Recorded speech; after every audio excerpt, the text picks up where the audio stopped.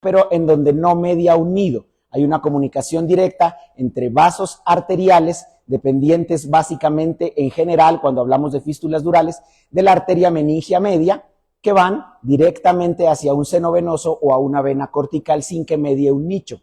Esto es muy diferente, es una fístula arteriovenosa dural. Luego tenemos la trombosis venosa cerebral y las alteraciones de la coagulación. ¿Cómo se hace el diagnóstico? El principal diagnóstico de la enfermedad cerebrovascular hemorrágica secundaria a una hemorragia subaracnoidea es en primer caso el cuadro clínico. ¿Qué tenemos? Acuérdense, un paciente que se queja de una cefalea súbita, intensa, la peor de su vida, incluso con sensación de muerte, asociada a vómito, alteración que puede ser momentánea o persistente del estado de conciencia, le debe hacer sospechar a uno una hemorragia subaracnoidea. Es un evento súbito. El paciente típicamente le cuenta a uno: yo estaba en el gimnasio alzando pesas, sentí un dolor de cabeza espantoso, me dolió muchísimo, me mareé, vomité, y otras veces pierden la conciencia y la recobran, o otras veces de una pierden la conciencia de forma permanente. Ese paciente que vemos en los videos que está caminando, que está haciendo alguna actividad y se desploma, eso es una hemorragia subaracnoidea hasta que no se demuestre lo contrario. ¿Por qué nos ocurre mucho y por qué les hago mucho énfasis en esto? Porque tenemos pacientes que llegan con la hemorragia subaracnoidea a los servicios de urgencias, con el dolor súbito, con el peor dolor, vomitando. Obviamente les dan un analgésico fuerte, el dolor mejora. Está hipertenso. Siempre están hipertensos porque es el peor dolor de su vida. Entonces van a tener siempre cifras tensionales elevadas. Les manejan incluso la presión y los mandan para la casa. Y tenemos un paciente con una hemorragia subaracnoidea, que es una emergencia médica potencialmente letal, volteando por los diferentes centros de la ciudad, mandándolo para la casa, y cuando llegan aquí es cuando hacen un déficit neurológico o cuando el aneurisma se volvió a romper y el paciente entra en coma. Entonces, un déficit neurológico, una cefalea intensa, fuerte, puede estar o no asociada a déficit neurológico. Muchas veces el paciente no hace déficit, solo hace hemorragia y el dolor intenso, la pérdida momentánea del estado de conciencia.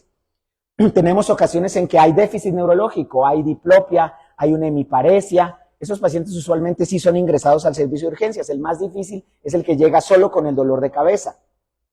Puede haber alteración del estado de conciencia que puede ser transitoria o permanente. Pueden presentarse crisis epilépticas y típicamente al examen físico, que esto no se les puede olvidar porque no lo examinan, del paciente que entra con el dolor de cabeza, lo miran bien, pero no lo examinan. Si usted lo examina y el paciente tiene una hemorragia subaracnoidea, usualmente los signos meningios por la irritación meningia que produce la sangre en el espacio subaracnoideo están presentes. Después tenemos la escala de Hunt y Hess, que es muy importante para la evaluación clínica del paciente. Una vez que nosotros hicimos el diagnóstico, vamos a utilizar esta escala o la escala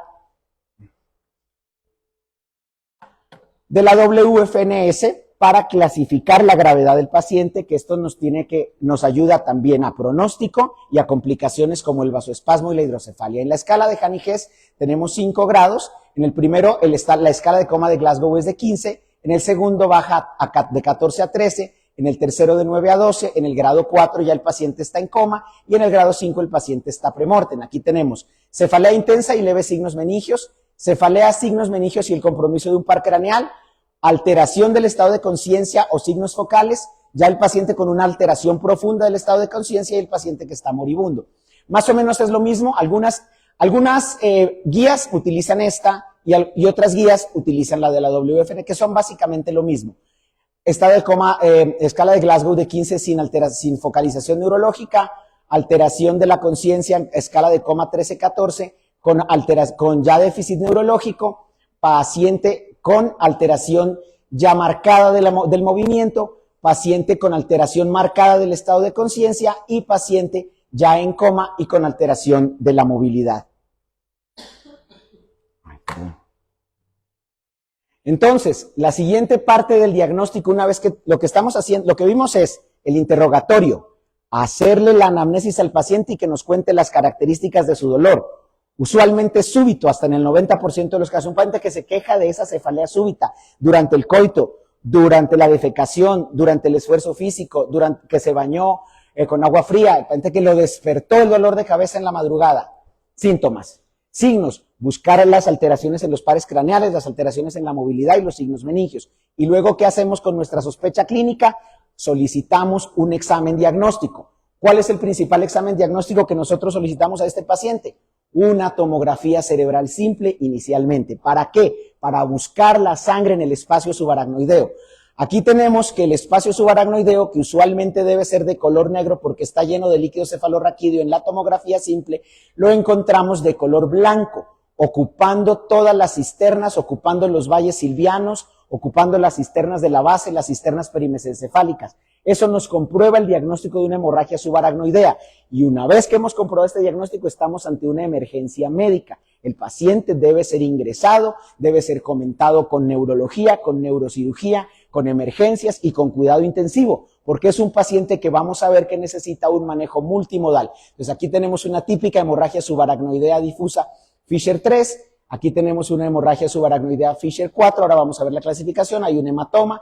¿Para qué nos sirve a nosotros la tomografía simple también? Tanto para comprobar el diagnóstico como para tratar de ubicar qué fue lo que ocurrió, dónde está la lesión que se rompió. En este caso, por ejemplo, es un atípico hematoma interhemisférico por una ruptura de un aneurisma comunicante anterior.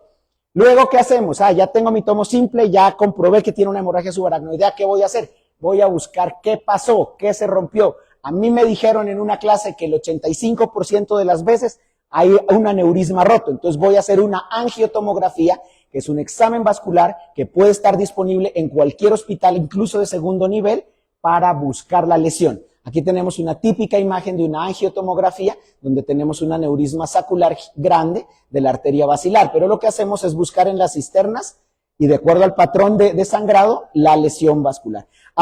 Tiene una sensibilidad hasta el 97% para aneurismas mayores de 3 milímetros. Incluso la angioresonancia cerebral, que es otro método diagnóstico ya en hospitales de tercer nivel, nos muestra lesiones de hasta 3 milímetros, pero menores de 3 milímetros pueden pasarse desapercibidas.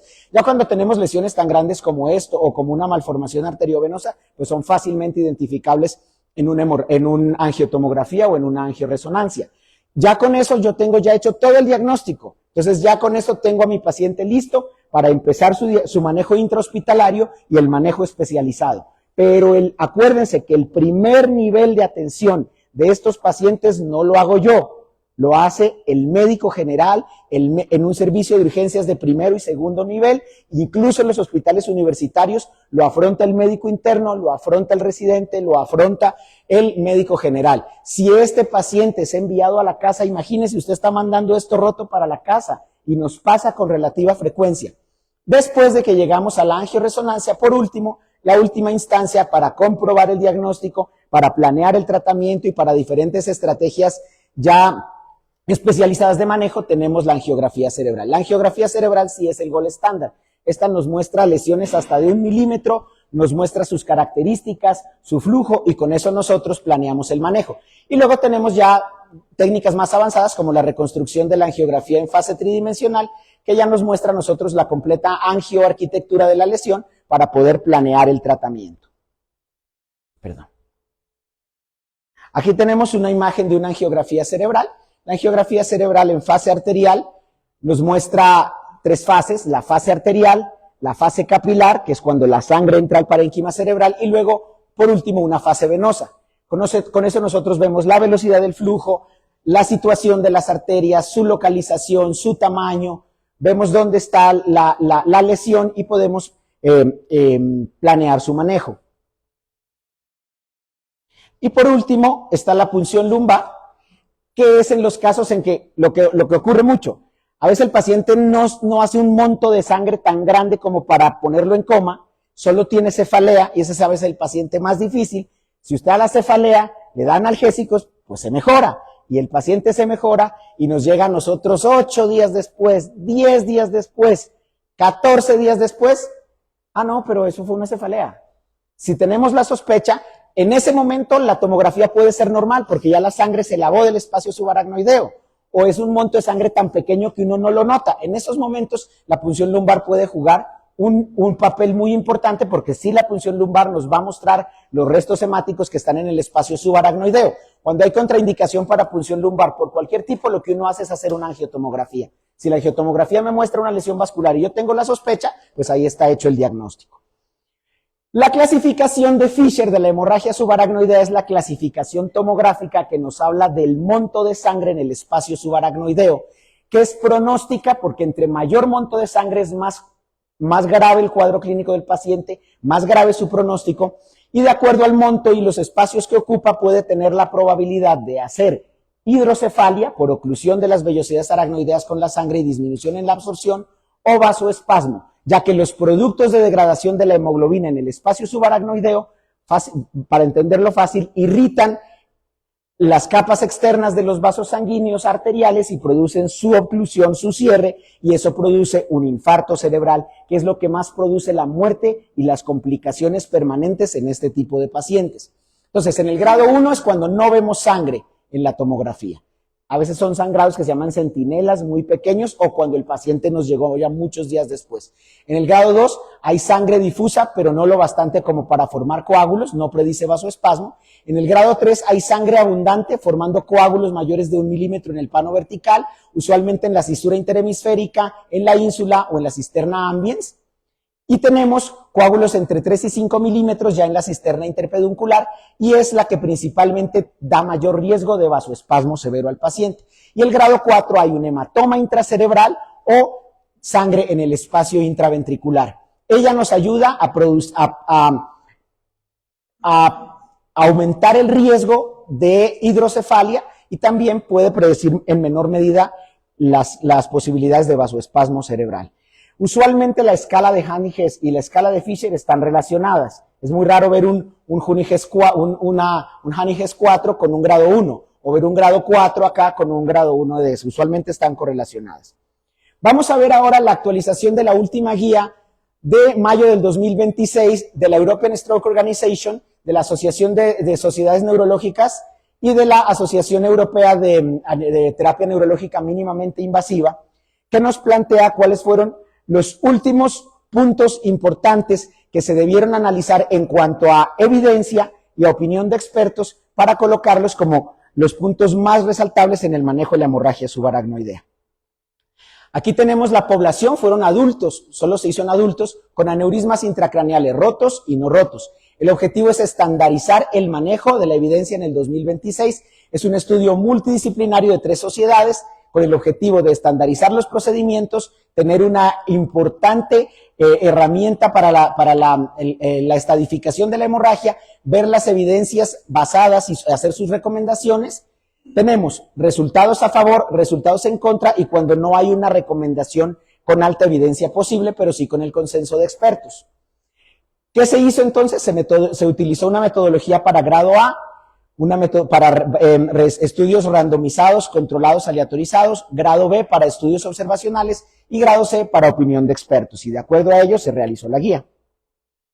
De acuerdo a esta guía, la epidemiología actualizada es que tenemos una prevalencia de aneurismas no rotos en la población general del 3.2%. O sea, cuando usted ve algo que es del 3.2% en la población general, significa que de cada 10 personas tenemos prácticamente, de cada 100 personas, tenemos 3 personas que tienen un aneurisma cerebral.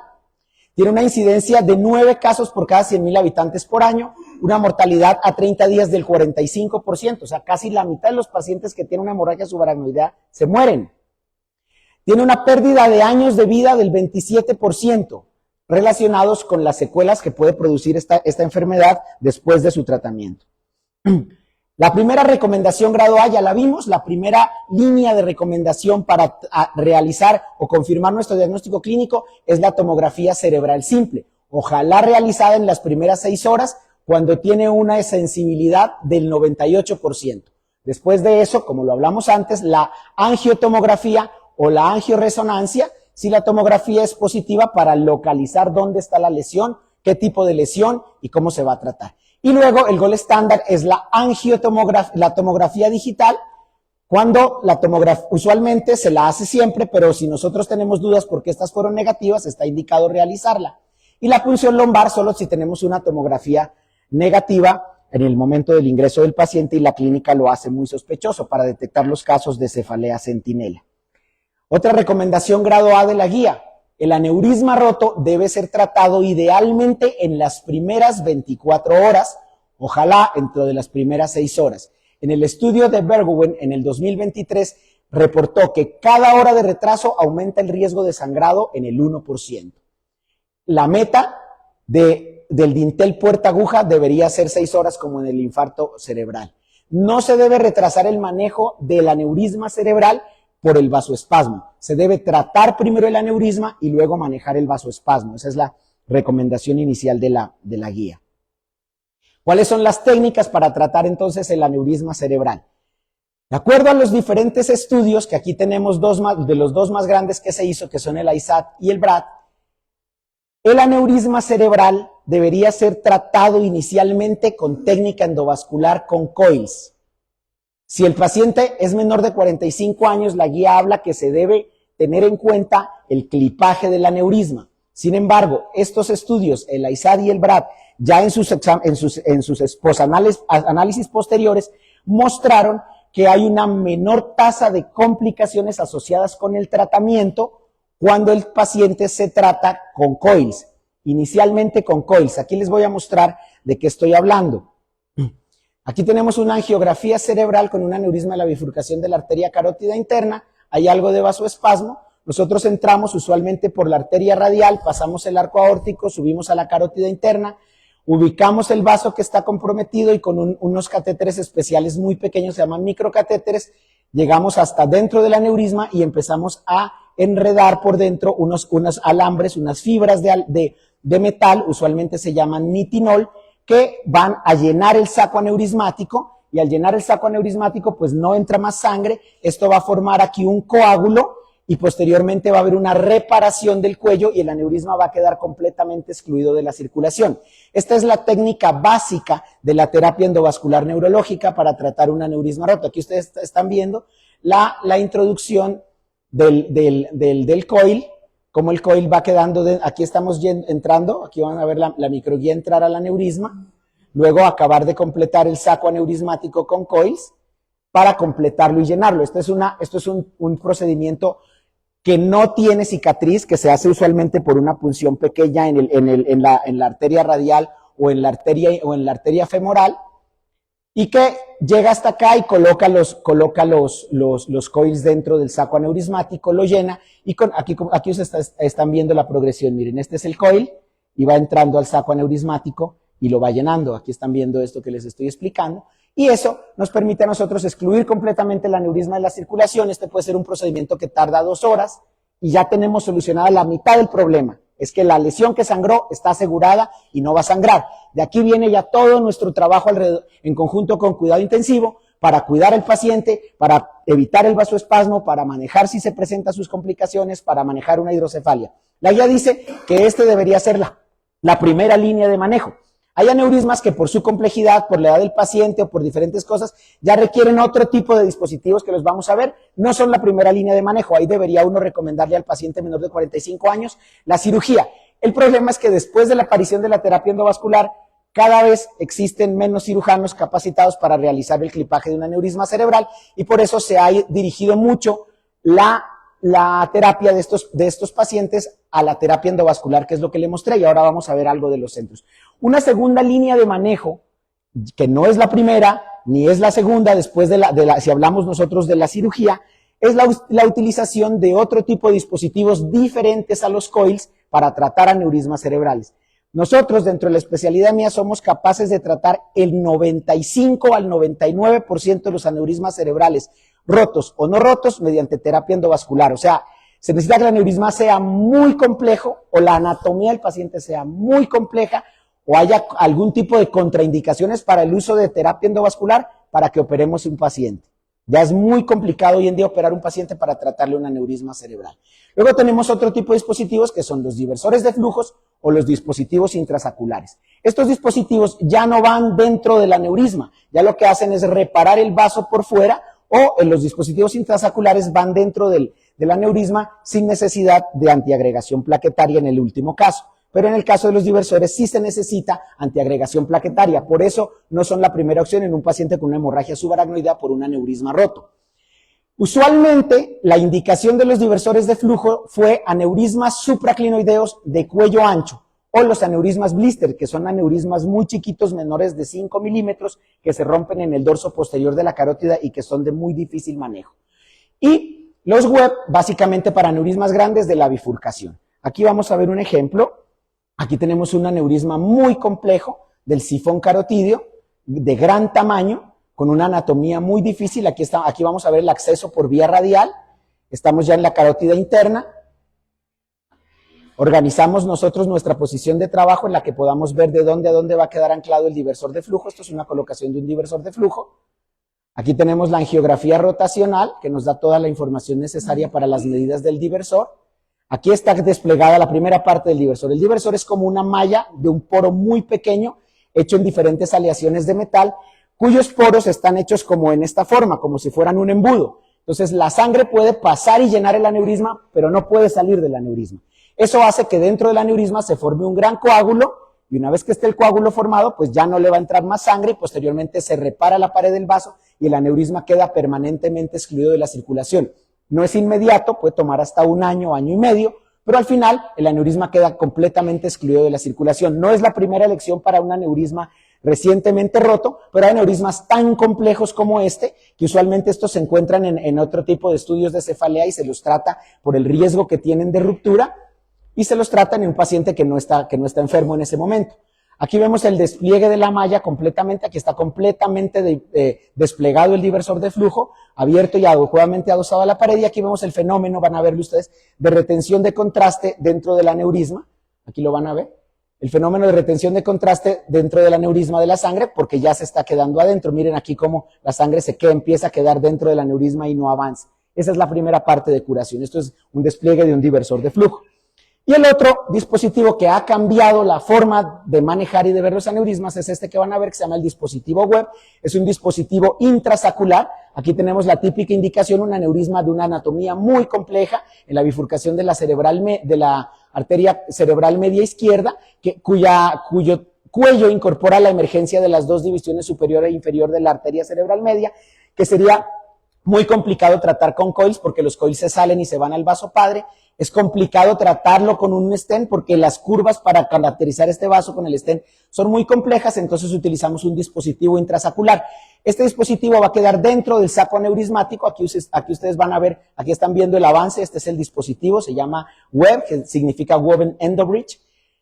Lo van a ver cómo va a empezar a salir y se va a empezar es como una bombita que literalmente cuando sale del contenido del stent se empieza a inflar. Uno debe tomar las medidas especiales para el tamaño del aneurisma y él se va a quedar dentro del saco aneurismático sin comprometer las ramas o el vaso principal. Aquí ustedes van a empezar a ver el punto del despegue. Esta es la parte final del web y aquí estamos desplegándolo. Entonces aquí mírenlo cómo empieza a expandirse y él va a modificar la forma o se va a adaptar a la forma del aneurisma y va a quedar dentro de él. Este web, la recomendación del fabricante y los últimos estudios es que sí se puede usar en agudo, porque como él queda dentro del saco aneurismático, no requiere de antiagregación plaquetaria, que es lo que sí ocurre con el diversor de flujo. ¿Se acuerdan el primer paciente que les mostré en la tomografía? Con ese monto de sangre que puede requerir una derivación y usted doble antiagregarlo y anticoagularlo para el procedimiento, pues está básicamente con una contraindicación relativa, porque si el neurocirujano tiene que operarlo, tiene que colocar una derivación, pues está antiagregado. Pero con el web, aquí ven ustedes ya el web completamente desplegado dentro del aneurisma, no se requiere antiagregación plaquetaria. No tenemos web para casos agudos por el costo. Esto vale casi 50 millones de pesos y ninguna casa comercial se lo deja a usted para que lo tenga disponible en el momento agudo. Pero en casos en que el aneurisma es muy complejo y uno ve el web como una posibilidad, uno lo puede pedir y a los 2-3 días lo puede colocar. Aquí está el web completamente colocado, completamente excluido y las ramas libres. Y este es otro punto que ha cambiado el paradigma de manejo. Entonces, la evidencia es que hay una menor morbimortalidad de la terapia endovascular versus el clipaje en el ISAD y en el BRAD. Obviamente tiene mucho que ver con la experiencia del centro.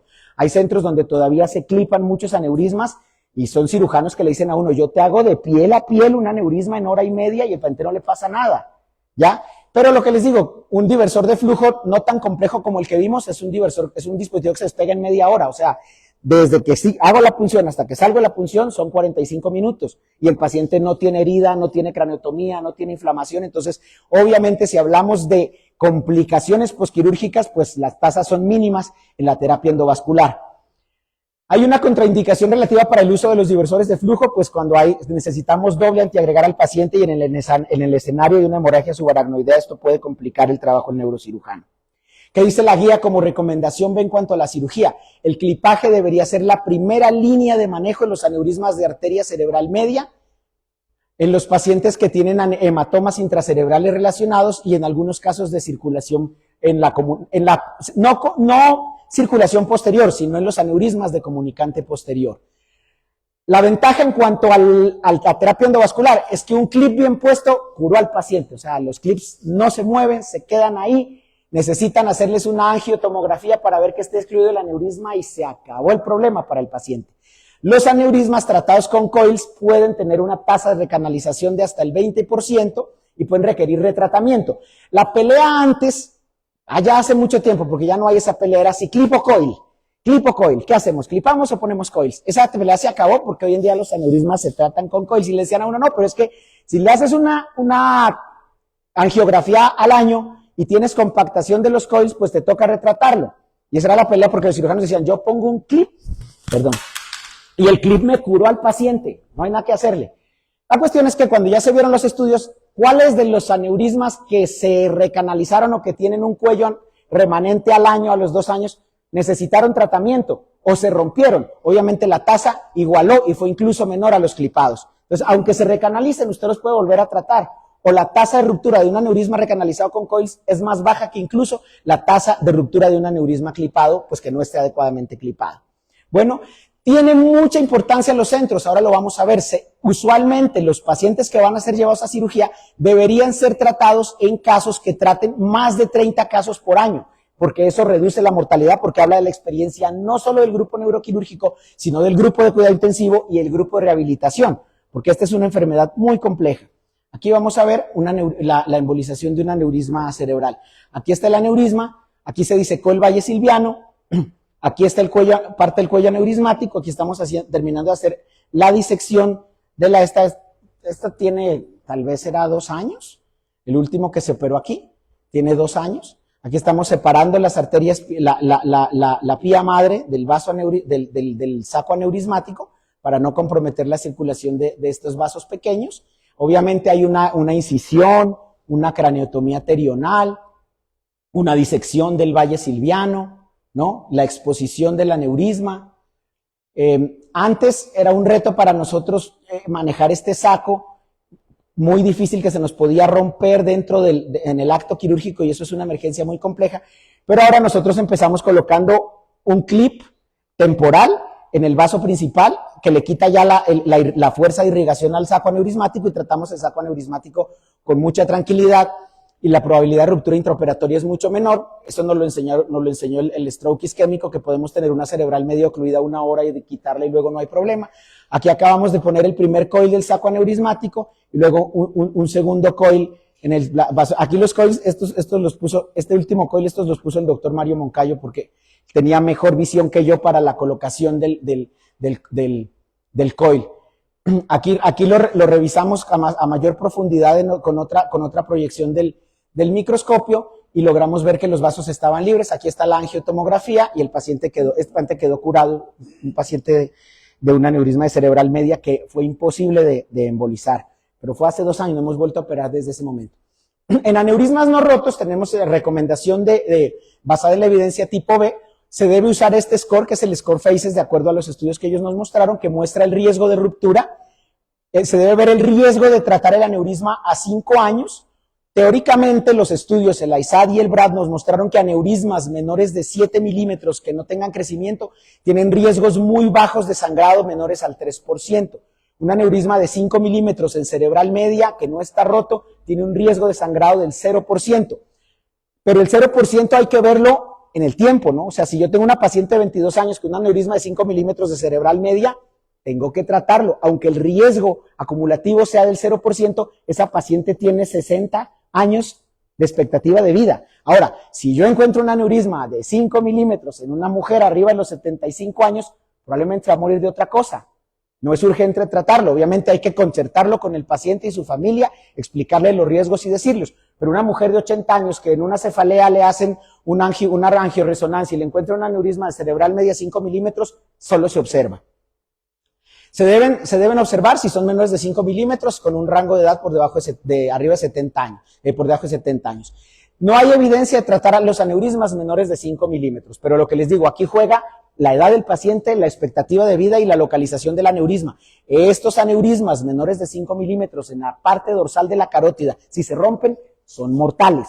Por eso, si usted en un paciente por debajo de 75 años encuentra esto en un estudio de cefalea, en una angiotomografía por otra causa, sí hay que tratarlos. Y el tratamiento de esto es un diversor de flujo.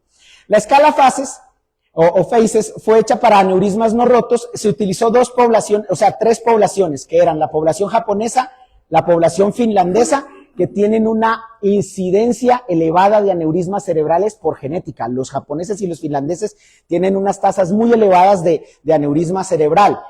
Y de ahí el resto del mundo, básicamente, que tenemos las tasas normales. Entonces, por eso ellos pusieron población, el resto del mundo, japoneses y finlandeses. Si había hipertensión o no, la edad por debajo de 70 años o por arriba de 70 años, el tamaño del aneurisma. Entre más grande sea un aneurisma, más posibilidades tiene de romperse. Los aneurismas mayores de 20 milímetros o aneurismas gigantes tienen tasas de ruptura anuales del 65%, lo que significa que usted tiene 65% veces más probabilidad de morirse si se le rompe que la población en general, ¿ya? Entonces, por eso se habla menores de 7, de 7 a 9, de 10 a 19 y mayores de 20. Miren que esto da puntajes, ¿no? De acuerdo a los puntajes, luego vamos a ver las tablas, nos da el riesgo acumulativo a 5 años de ruptura del aneurisma cerebral no roto. Y esto nos decía que no hay evidencia de tratar aneurismas de 5 milímetros. Aquí tenemos la ubicación del aneurisma, carótida interna, cerebral media y comunicante anterior o comunicante posterior. Los aneurismas típicamente que más se rompen, estadísticamente, son los aneurismas de comunicante anterior. Pero los aneurismas más mortales son los aneurismas de carótida. Entonces, ya esto nos da un puntaje. Acá tenemos los puntajes. Nosotros vemos si el paciente pertenece a una de estas dos poblaciones. Yo aquí les puse la tabla de los que no son estas dos poblaciones. Vemos el tamaño del aneurisma, la localización, y esto nos va a dar un puntaje y nos da la probabilidad de riesgo acumulativo anual. Entonces, analizamos esta escala, discutimos en un equipo multidisciplinario y definimos el tratamiento de un paciente con un aneurisma no roto. Típicamente estos pacientes son encontrados en el escenario del estudio de una cefalea crónica, un trauma o otro tipo de lesiones vasculares asociadas. Los diversores de flujos fueron vistos en la guía porque son una herramienta de manejo. Están indicados en aneurismas gigantes de cuello ancho o aneurismas previamente tratados. Esto es un aneurisma de una complejidad extrema. Es de un cuello anchísimo, se dirige hacia arriba, es grande, es un aneurisma oftálmico. Aquí estamos colocando la primera parte del diversor de flujo que está lanzado a la división superior de la arteria cerebral media del lado izquierdo. Aquí está empezando a desplegarse el diversor debe luchar con todas estas curvas, era un diversor muy largo, entre más largo sea el diversor, entre más curvas con las cuales deba lidiar, es más difícil de desplegar, es un despliegue bastante complejo. Aquí estamos empezando a desplegarlo. Hay que tener siempre en cuenta que la arteria comunicante anterior llene por el otro lado, porque si no el diversor puede ocluir a un tiempo intermedio la arteria cerebral anterior y producir un infarto. Por eso si vamos a ocluir a yalear o a ocluir la cerebral media con la cerebral anterior con el diversor, debemos saber que llene por el otro lado y haber hecho un test de oclusión para ver que la cerebral anterior esté permeable. O de lo contrario, debemos desplegar el diversor un poco en la bifurcación de la carótida. Aquí la cerebral anterior sí llenaba completamente por el otro lado, entonces por eso lo estamos lanzando desde la cerebral media. Aquí van ustedes a ver cómo se empieza a desplegar lentamente el diversor. No puede demorarse 1 hora desplegando un diversor de estos, o en un segmento recto y corto se puede demorar 5 minutos. Esto es un despliegue muy complejo. La anatomía es extremadamente compleja, el diversor es muy largo, mide casi 4 centímetros, va desde la cerebral media, bajando hasta más abajo del sifón carotídeo.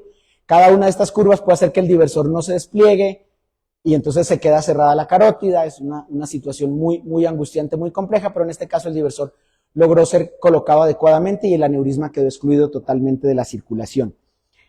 Requieren doble antiagregación plaquetaria, no se deben usar en la fase aguda de la hemorragia subaracnoidea, salvo que no haya otra opción, y se necesita un seguimiento angiográfico a los 6 meses, a los 12 meses.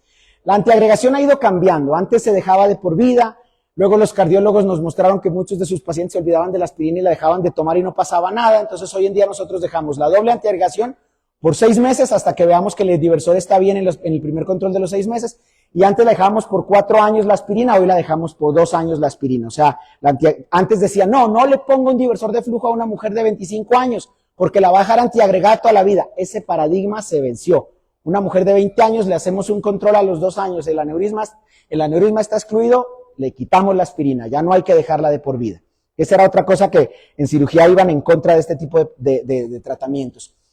El manejo del vasoespasmo, con un consenso de expertos del 85%, el nimodipino sigue siendo oral, sigue siendo el paradigma del manejo del vasoespasmo cerebral, 60 miligramos cada 4 horas por los primeros 21 días, sobre todo en todos los pacientes que tengan hemorragia subaracnoidea, pero principalmente Fisher 3 y Fisher 4.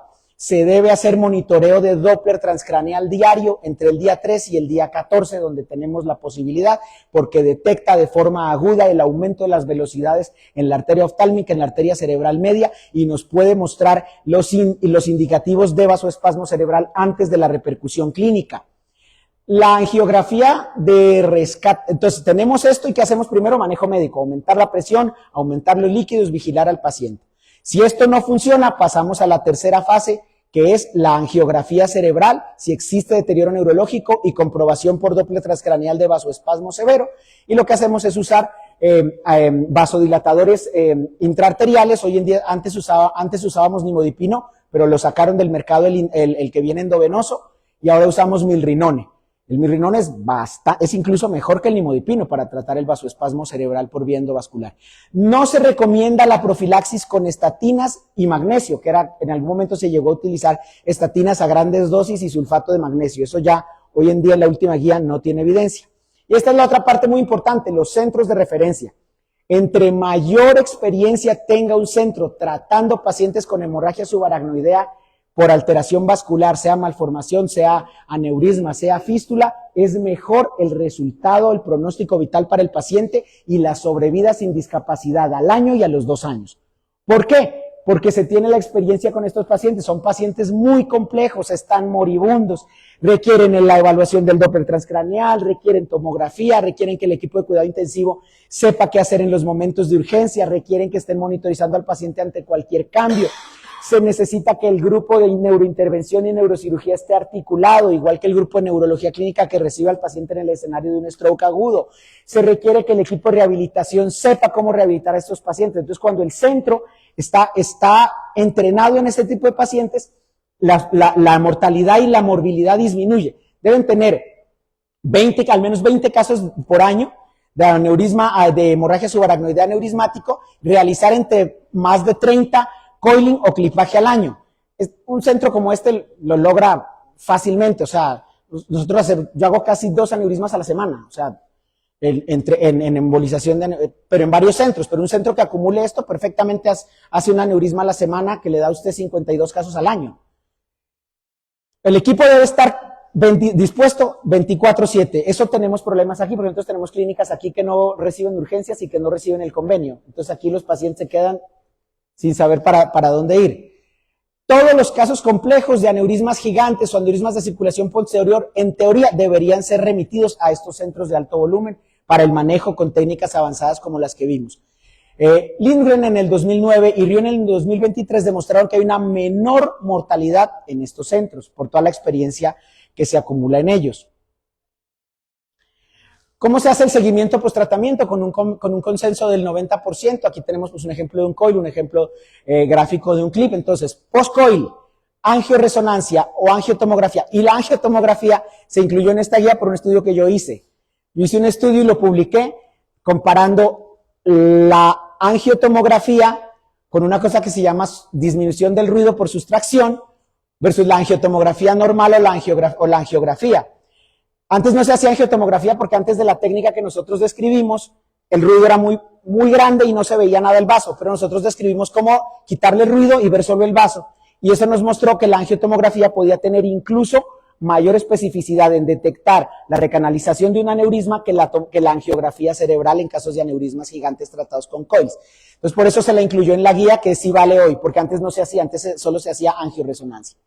Y se debe hacer a los 6 meses, al año y a los 5 años. Nosotros en las guías nuestras aquí en Colombia hacemos, además de esto, hacemos angiografía cerebral a los 6 meses, al año y a los 2 años, en cualquier caso de aneurisma tratado. Lo que pasa es que si un aneurisma tratado con un diversor de flujo al año está desaparecido, no va a volver a aparecer. O sea, ese ya curó al paciente porque ya se reconstruyó la pared del vaso y es muy poco probable que se vuelva a abrir. Yo nunca lo he visto. Post-clip, una angiotomografía al año, y si esto está bien, el paciente está curado. Si el clip está bien puesto, un paciente está curado, los clips no se mueven, no se salen, ellos tienen una fuerza radial muy fuerte. El problema es si el clip no logró coger completamente el aneurisma, porque ahí sí hay que volver a operar el paciente o embolizar. Un diversor de flujo, angiografía a los 6 meses, a los 12 meses. El riesgo de recanalización de un aneurisma embolizado solo con coils está entre el 15 y el 20%. Se debe vigilar y considerar la posibilidad de retratamiento. Entonces vamos a ver un algoritmo para diagnóstico y manejo de una hemorragia subaracnoidea. Entonces, luego de la parte clínica, una tomografía cerebral simple para confirmar la hemorragia subaracnoidea. Posteriormente, una angiotomografía para localizar el aneurisma o la malformación.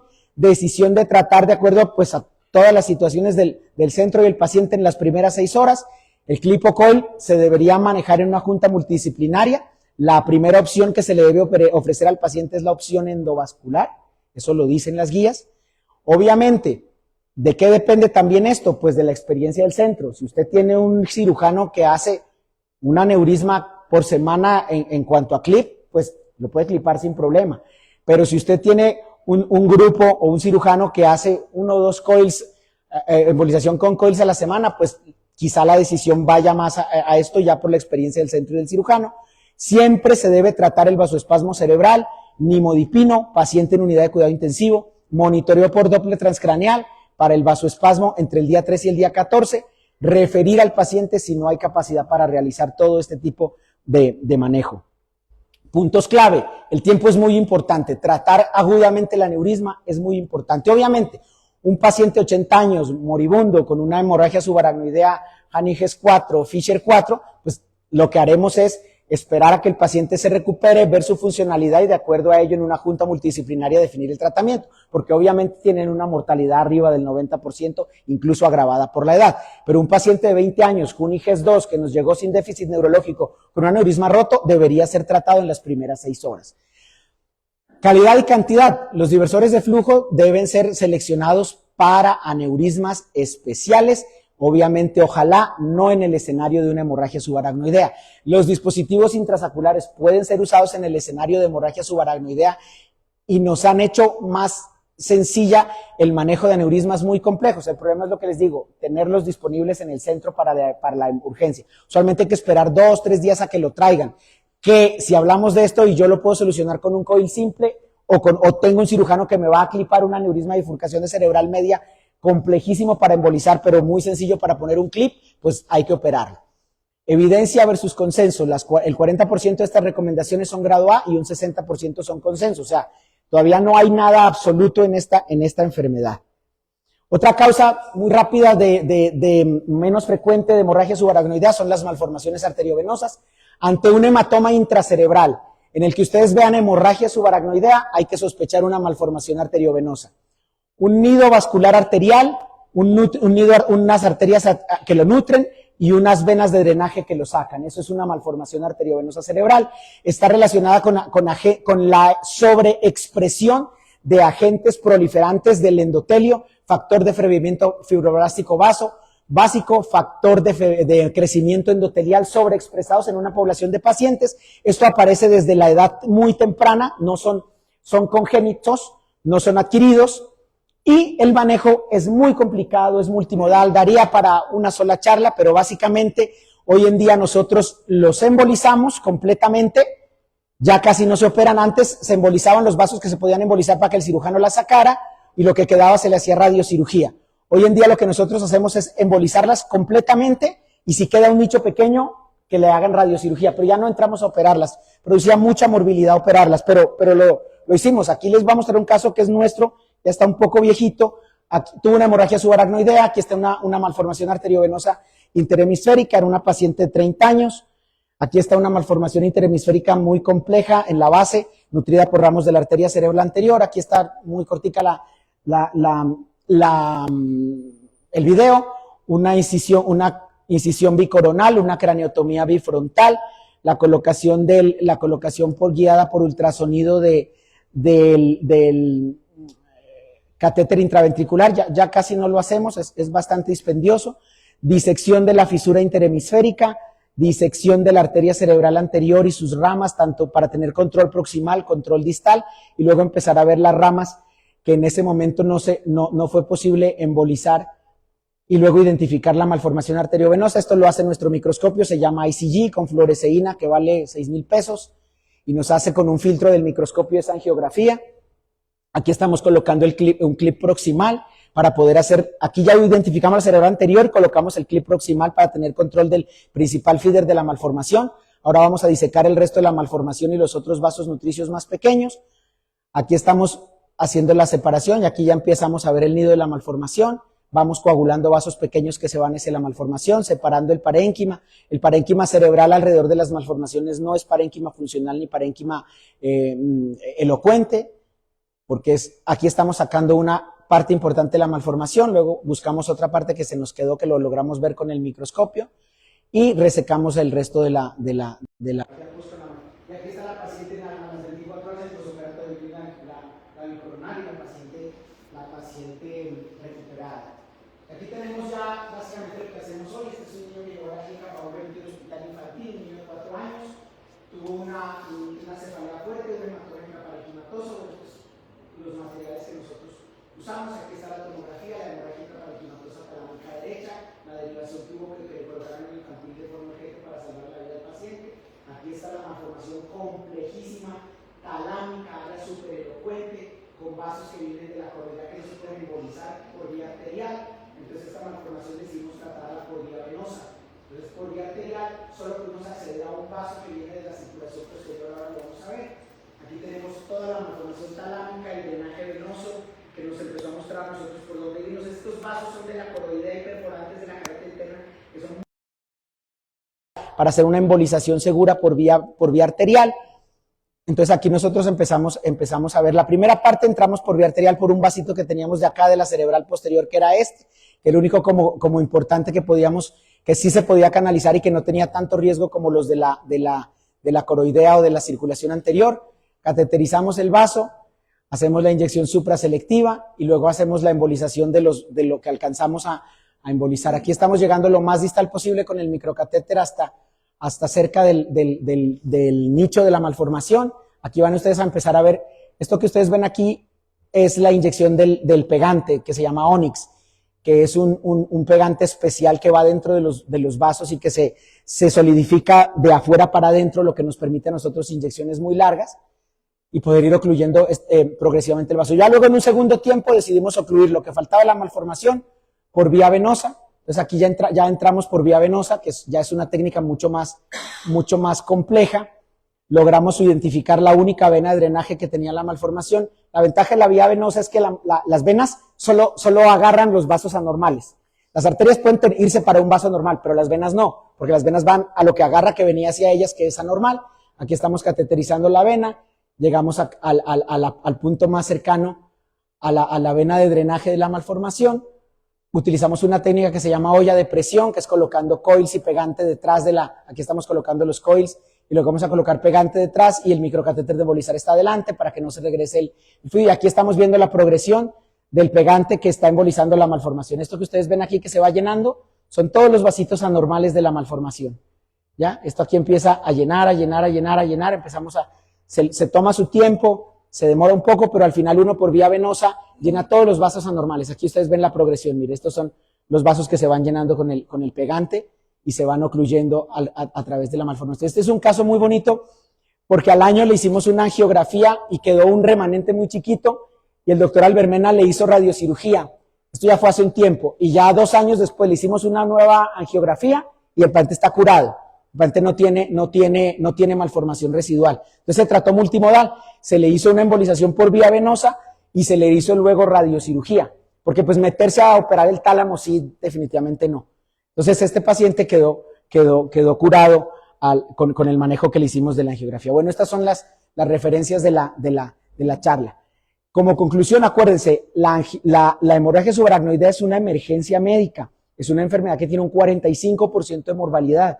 Debe reconocerse su cuadro clínico, deben reconocerse sus signos y derivar el paciente a un centro de referencia de alto nivel como el nuestro para que pueda recibir tratamiento adecuado.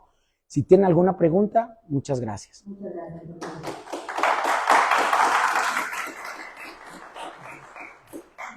Muchas gracias por impecable presentación. Yo creo que felicitar a usted, a su equipo de trabajo y a todos los miembros cirujanos de nuestra institución por su compromiso y por el trabajo que vienen desarrollando con toda la población de Nariño. Hay una pregunta en las personas que están contactadas virtualmente. Los hemangiomas cerebrales, malformaciones cavernosas o cavernomas, pueden producir una hemorragia subaracnoidea o habitualmente causan otro tipo de hemorragia. Típicamente los cavernomas como tal no producen hemorragia subaracnoidea, ellos producen hematoma intraparenquimatoso, ¿ya? Pero hemorragia subaracnoidea no. Son aneurismas, son lesiones angiográficamente silentes, o sea, no se ven en la angiografía, se ven en la resonancia y no tienen un gran flujo. Como están lejos de los vasos principales, ellos usualmente no hacen hemorragia subaracnoidea, pero hacen hemorragia intraparenquimatosa. Hay un aforismo que dice que cualquier hemorragia dentro del tallo cerebral es una cavernoma hasta que se demuestre lo contrario. Pueden salir en cualquier lugar, pero son típicos de las hemorragias de tallo cerebral. Cuando hablemos de hemorragia intracerebral, les voy a mostrar casos de esos y casos tratados acá de cavernomas. Otra pregunta. ¿Existen diferencias clínicas o radiológicas entre hemorragia subaracnoidea asociada a consumo de cocaína o metaminas y una no relacionada con drogas? Típicamente las de cocaína y metanfetamina pueden ser Fisher 1 o 2. Es muy raro que hagan una Fisher 3 o una Fisher 4 o un hematoma intracerebral. Ellos hacen hemorragias mucho más pequeñas porque no son de alto flujo. Esa es una de las, pero igual, a esos pacientes hay que hacerles una angiotomografía, hay que buscarles la principal causa y ya eso es una opción por descarte. Nunca es la primera opción decir, esto es una hemorragia por cocaína, ¿no? ¿Alguien más del público?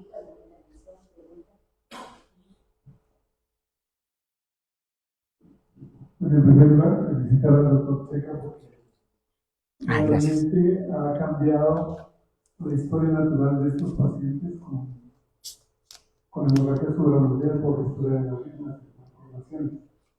Anteriormente nos tocaba esperar 14 días para poder operarlos. En cambio, ahora con las técnicas endovasculares, llega el paciente y hay que tratar inmediatamente. Es una gran etapa. Lo segundo que quería notar es que hay pacientes que hacen cefaleas sentinelas, que son producto por pequeñas hemorragias que muy probablemente si el paciente tiene la clínica de una posible hemorragia, una posible ruptura de aneurisma, y uno le hace un ataque simple, es probable que no tiene nada, porque la hemorragia es muy pequeña.